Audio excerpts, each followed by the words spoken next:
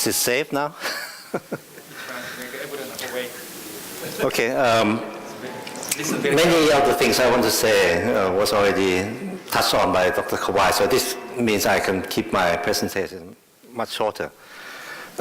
Basically, what I want to do is just focus on one very specific issue, that is how to manage volatile capital flows, and then look at the different levels or approaches that exist. And my conclusion is that currently the whole thing is much more murky than before.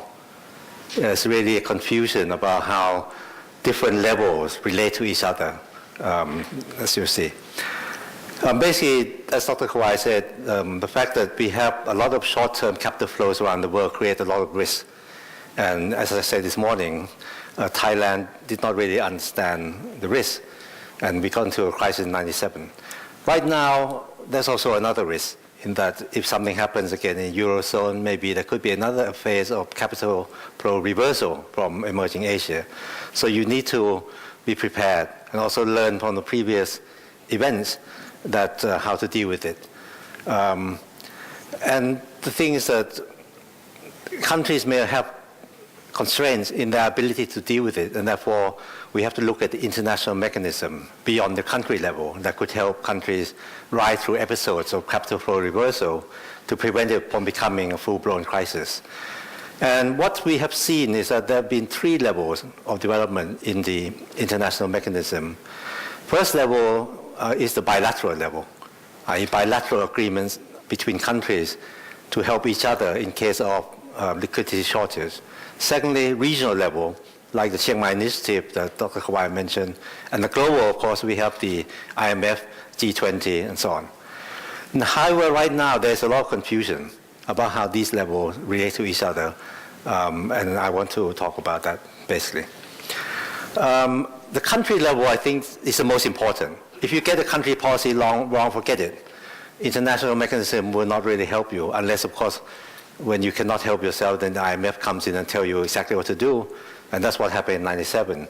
And we are still, suffering the consequences from that in terms of the stigma that the IMF has within the region. And basically, I think the main thing is for policymakers to understand the world in the right paradigm. Back in before '97, we were looking at things like how much reserve you should have in terms of current account issues. How many months of import? In fact, some people will even talk about, today, some policymakers talk about reserve in terms of months of import. I mean, that's completely irrelevant almost now, because the reserve really needs to protect against the short-term liabilities. And these come from short-term debt, flows of portfolio, and so on. I would just skip this, but to say that basically, if you get your paradigm wrong, and we were basically the classic example of the Mundell impossible trinity, which you can teach your students in textbook for the next 50 to 100 years. Anyway, so we had to then enter the IMF program and so on. And similarly, Korea and Indonesia also suffered the same fate. Now we understand better about the risk, but still there could be situations where it's very difficult to deal with this for a country level.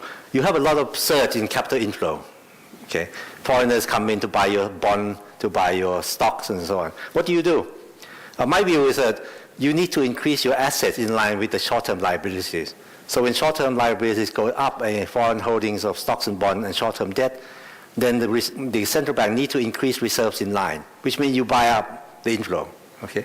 Because next day or next month, they may all go out again. And if you don't have that in stock, then you're going to suffer a lot of problems with liquidity shortage, as we've seen in the past. It will also mean that short-term flows will have less impact on volatility of exchange rate, because when they come in, you buy. When they go out, then you sell. That would be optimal if you can do it without costs. However, there are lots of costs for doing it, because when you buy up the foreign inflow, then the liquidity of your local currency go up, so you need to sterilize. So central bank need to then issue bond to buy up, again, this excess liquidity. So central bank actually pay interest on the bond they issue to sterilize. And the interest they get from that reserve is basically from US Treasury. US Treasury interest is almost zero now. And so you're losing money all the time. In Thailand, this is a big issue because as the central bank loses money, the balance sheet, they go into negative. So it means the amount of money they can send to the Ministry of Finance as revenue goes down, or it could be zero. And we have today basically a situation where this is right now, there's a big controversy. We have 38 billion US dollar of bond that was issued to clean up the financial system after the 1997 crisis.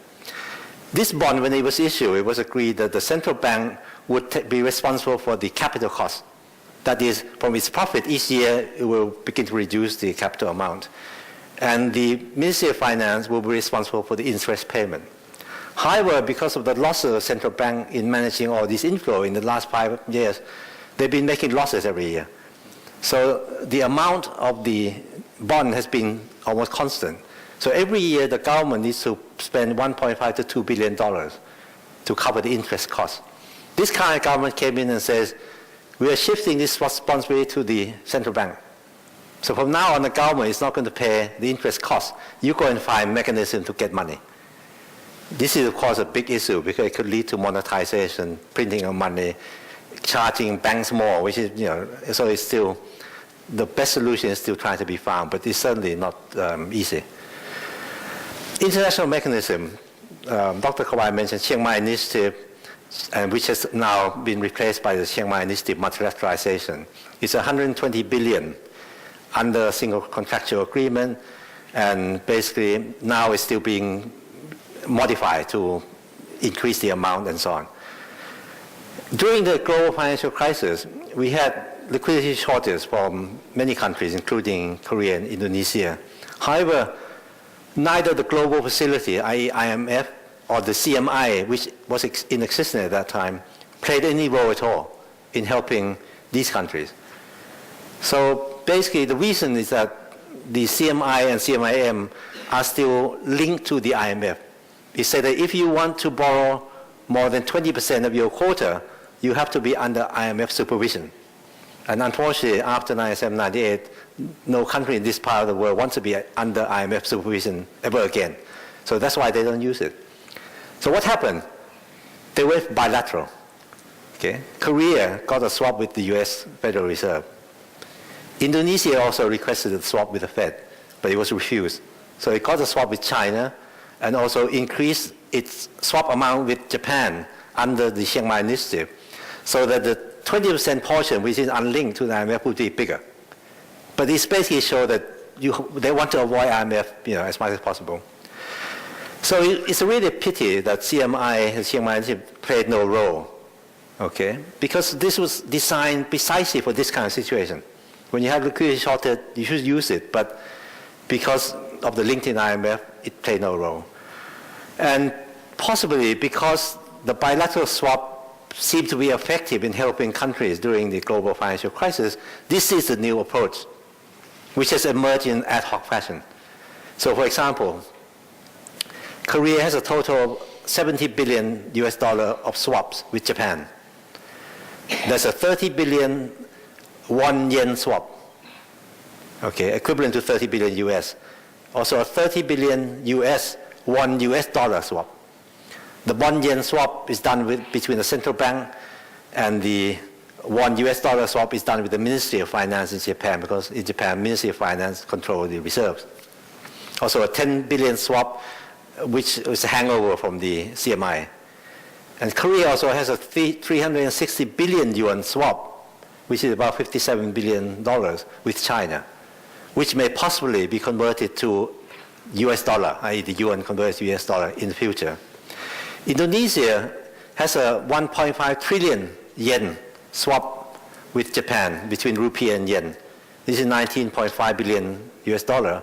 Also 100 billion yuan swap with China, 15.9 billion US dollar equivalent.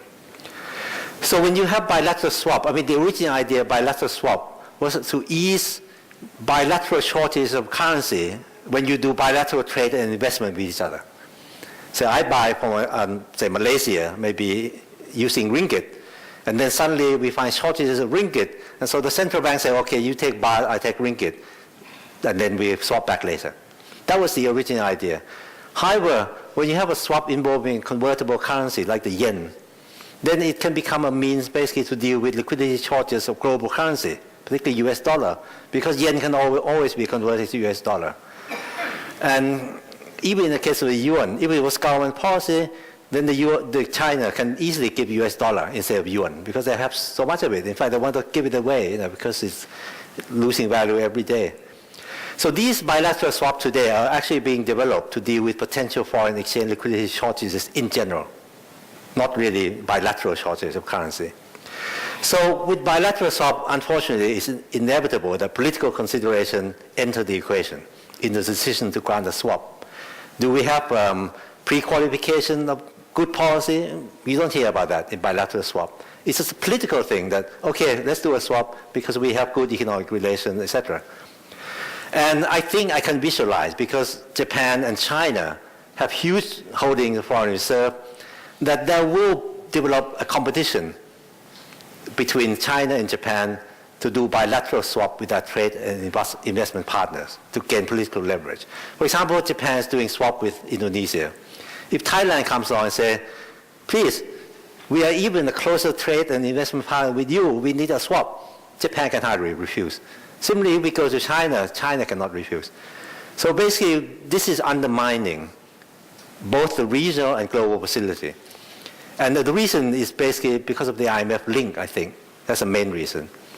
So what we need to do is we need to change the way that CMIM and the IMF are linked together.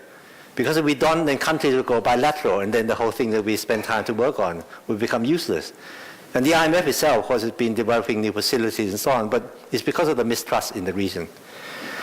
Now, at the global level, of course, as I mentioned this morning, my country is not in the G20. But so long as the G20 is simply a consultation forum, like we have the East Asia Summit, the summit of leaders, ASEAN plus 6, plus US, plus Russia now. It's just a forum of consultation. If it's that, then it doesn't really matter. But if G20 is going to be something more than simply a non-binding consultation forum, then the question of legitimacy cannot be avoided. And a real global economic governance structure, we need to be discussed in detail. How the non-members relate to the G7 process, how regional groupings relate to the G20 process, etc. Now, if we say that G20 is appropriate because we don't want to make it too big, then what is the membership criteria? Is it economic size, measured by GDP? What about linkages to the global economy? Should a big country with less link to the global economy compared to a smaller country with more link, should a big country with less link be in G20? And a clear case example is Singapore. Singapore is much smaller than Indonesia in terms of economic size, but it's much bigger than Indonesia in terms of trade and financial linkages to the rest of the world. So should Singapore replace Indonesia? Oh, this is very controversial. It's not a question you can discuss in ASEAN circles, but it's a question you have to raise if you're going to think about developing international, governance with real teeth. Thank you.